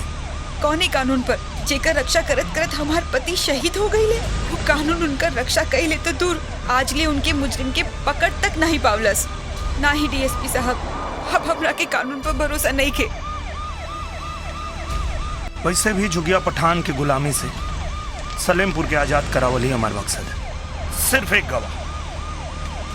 गवाह मिल जाए ओकरे खिलाफ, फिर देखा। अगर ऐसन बात बा तो गवाही हम देव। आप हमरे पति के केस रीओपन करी, हम तैयार बानी।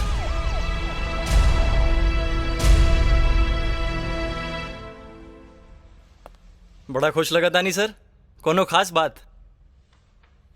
हाँ, खास बात तो बा। अभिमन्यु मर्डर केस के फाइल ओपन करा। का? हाँ,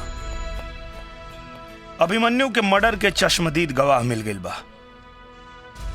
चश्मदीद गवाह के हाउ? अभिमन्यु के पत्नी दामिनी। दामिनी? हाँ। उनके तो कुछ यादें नहीं खे बा। लेकिन अब सब कुछ याद आ गई बा। और अब हमरा हाथ से जोगिया पठान के केहू ना बचा पाई।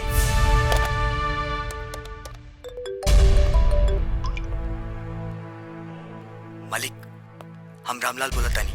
एसपी अर्जुन दामिनी के लेके कोर्ट जा रहा बा आपके खिलाफ गवाही देवे खातिर। और अगर कहीं कोर्ट पहुंच गई तो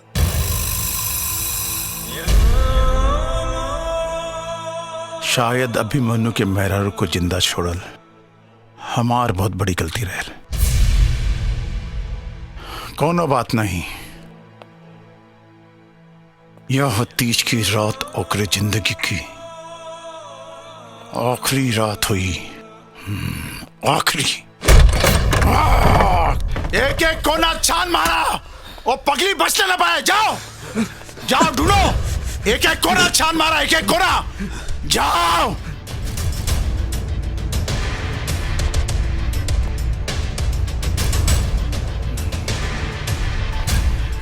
यहाँ तो केहू नहीं के भैया। हाँ मालिक, ना दामनी ना ओके ससुर शास्त्री। मालिक केहू नहीं खे। इधरों केहू नहीं खे मालिक। आखिर वो लोग गई कहाँ? और रामलाल? जी सर। घर में सब ठीक बा? हाँ सब ठीक बा सर। हाँ, घर परिवार के ध्यान रखे के चाहिए। जी।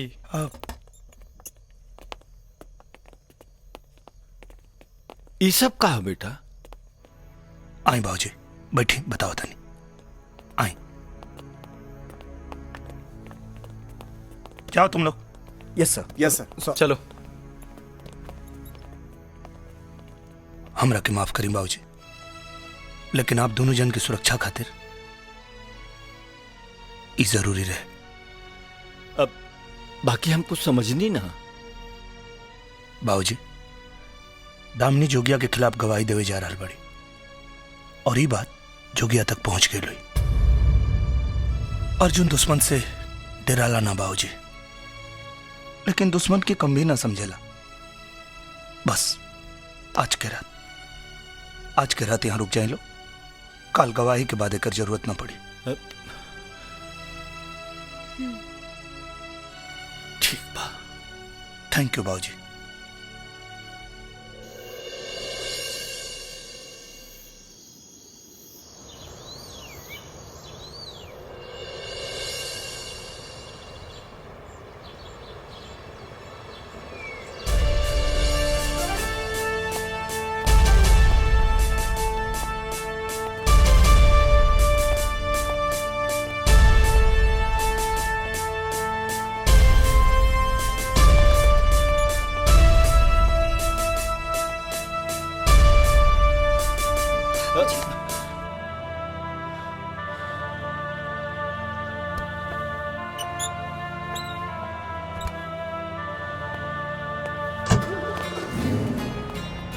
रामलाल, रामलाल, दामिनी सुरक्षित तरह अदालत पहुंचे के चाहिए। जी साहब। तो चिंता मत करिया, हमने के तोरा साथ बन जा। जी।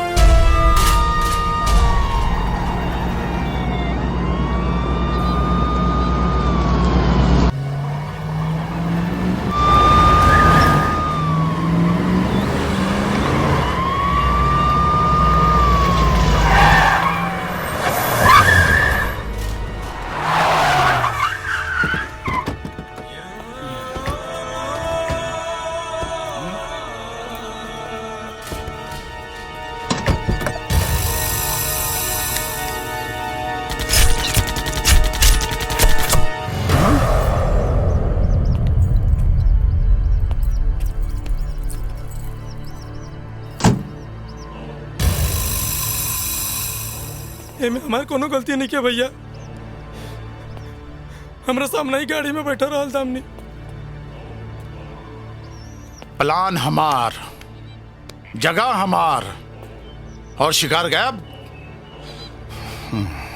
ये दामिनी का पुतला का आसमान से आ गई।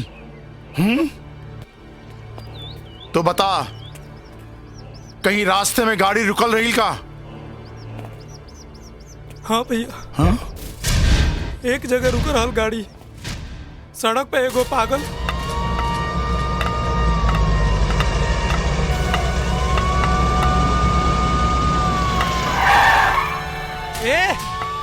अरे हटना, दिक्कत नहीं है क्या रे? साइड हटा। अरे साइड हट पागल।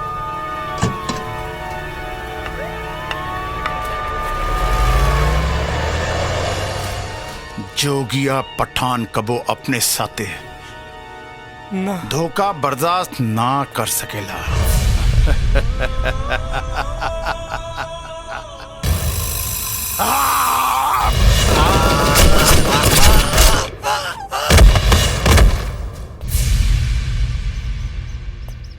अर्जुन!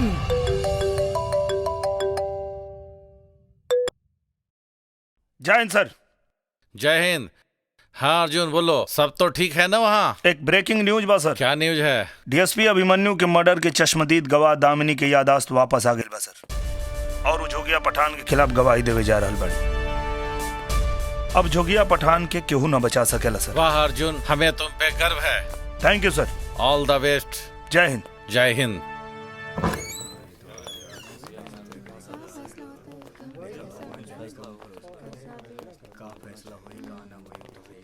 साइलेंस साइलेंस, जज साहब आ रहे हैं।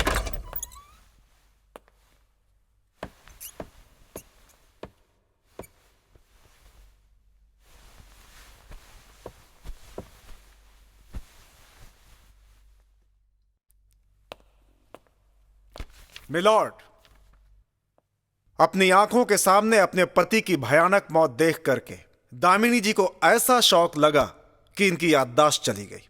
ये रही इनकी मेडिकल रिपोर्ट मिलॉर्ड।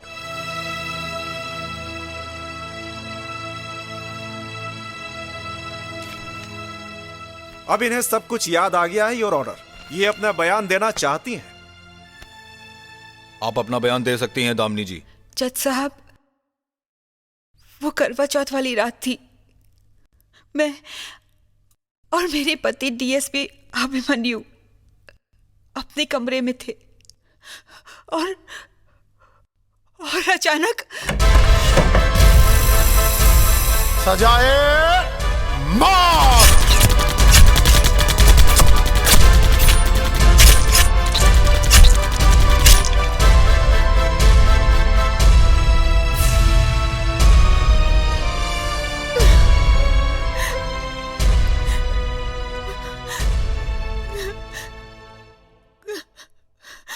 ये अदालत अभिमन्यु मर्डर केस में जोगिया पठान को गिरफ्तार कर उस पर मुकदमा चलाने का आदेश देती है और साथ में पुलिस को हिदायत देती है कि वो दामिनी जी की सुरक्षा का पुख्ता इंतजाम करे।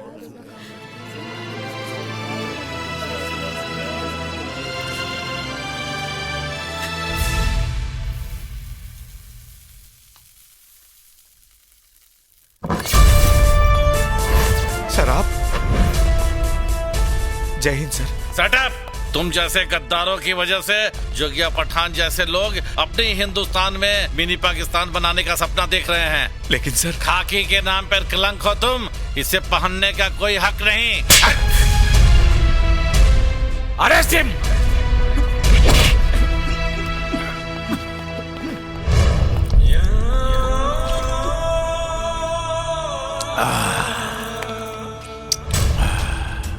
अर्जुन,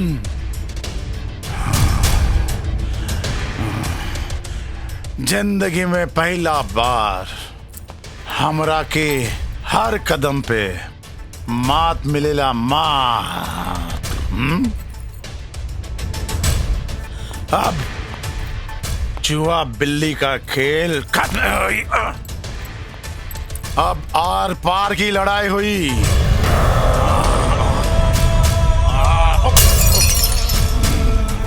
अब डीएसपी अभिमन्यु के बाद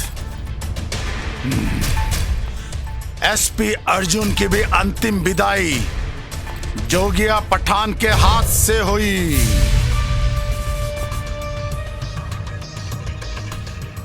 आज के मिशन बहुत महत्वपूर्ण बा। आप सबके पता बा, सलेमपुर में जोगिया पठान के का हैसियत बा। आज तू लोगन के और सलीमपुर के मालिक जोगिया पठान के इज्जत और साम्राज्य के सवाल बा। ये एसपी अर्जुन जगलर बा, जगलर।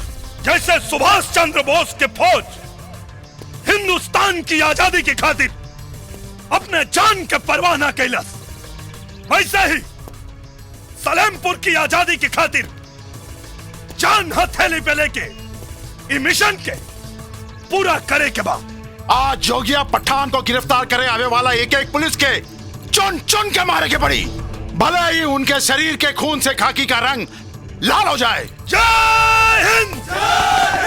जोगिया पठान की जीत हो! जीत हो! जोगिया पठान की जीत हो! जीत हो! जल्दी पोजीशन!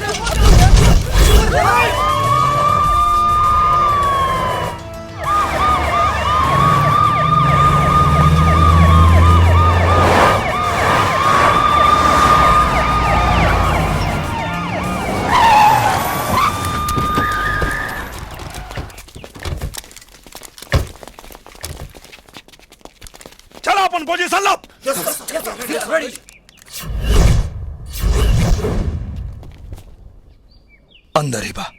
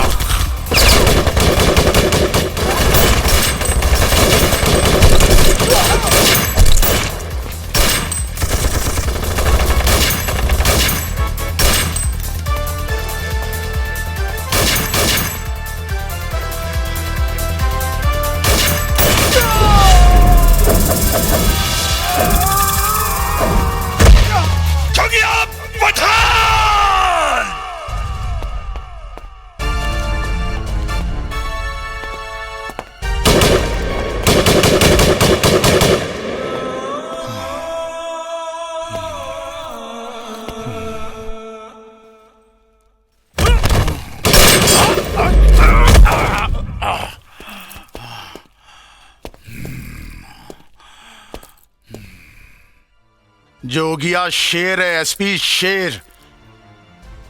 और शेर अपन शिकार अपने पंजा से ही करेला। हथियार की जरूरत तोहरे जैसे कमजोर लोगन के ही पड़ेला। बहुत गलत फहमी बा जोगिया पठान। आज तक हथियार और गुंडन के दम पे जोगिया नाम के गीदड़ शेर बन के घूमत रहे, लेकिन आज दुनिया के पता चली और तोरा के भी कि के शेरवा और के कीदड़।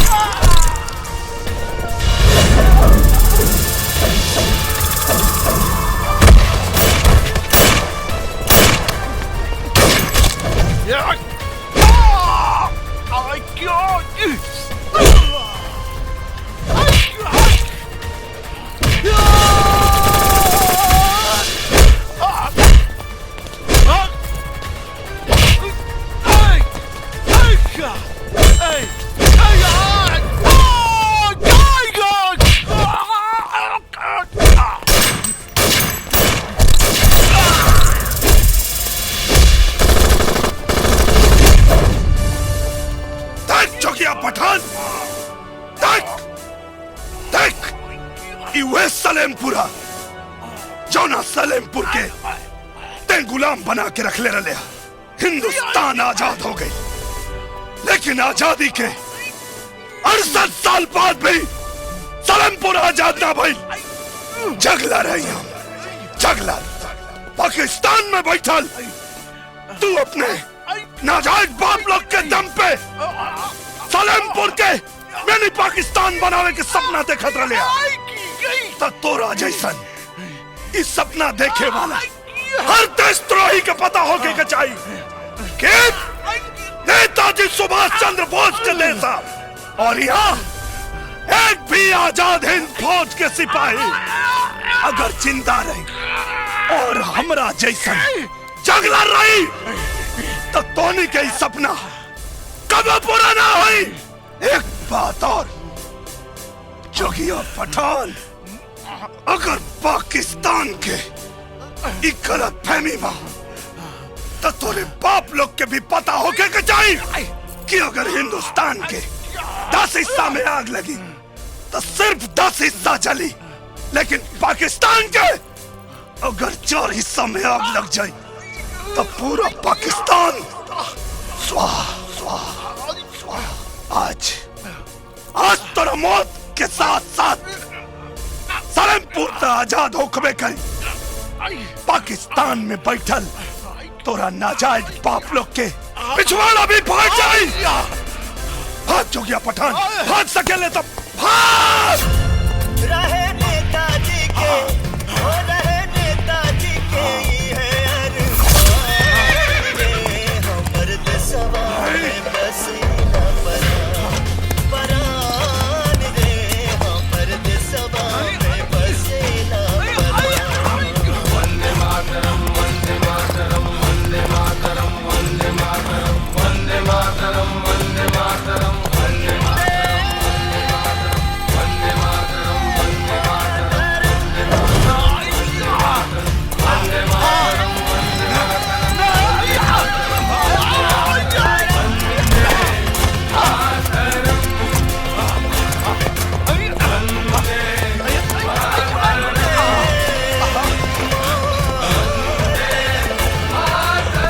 हमार तोरा से कोनो दुश्मनी नहीं के।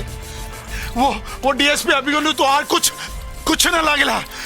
छोड़ दे हमरा के, छोड़ दे। अर्जुन नहीं, अर्जुन अर्जुन वो अभिमन्यु हमार सगा वाला ना रहे, लेकिन वो दामिनी के पति रहे। तोरा से हमार कोनो पर्सनल दुश्मनी नहीं के, लेकिन सलेमपुर के लोगन के गुलाम बना के सबके अपन दुश्मन बना ले बाड़े। अब सलेमपुर के लोग तो खून देके तो के दुनिया से आजाद करिए। दामिनी नहीं, नहीं दामिनी, खत्म कर दे राक्षस के। हमका माफ कर दी। नहीं दामिनी, नहीं। ले लो अपने पति डीएसपी अभिमन्यु के मौत के बदला। नहीं दामिनी, हमके माफ कर दी, माफ कर दी, हमके माफ कर दी दामिनी। नहीं दामिनी, दामिनी नहीं, नहीं, हमके माफ कर दे दामिनी। पीछे मुड़ दामिनी, नहीं, नहीं, माफ कर दिया।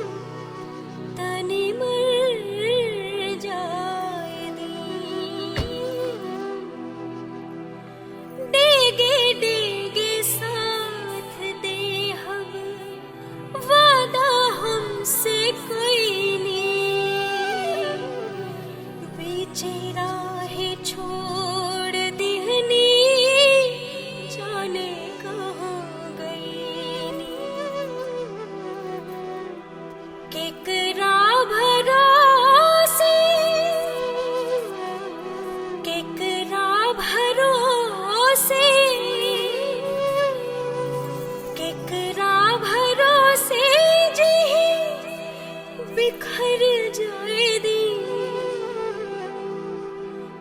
तनी जी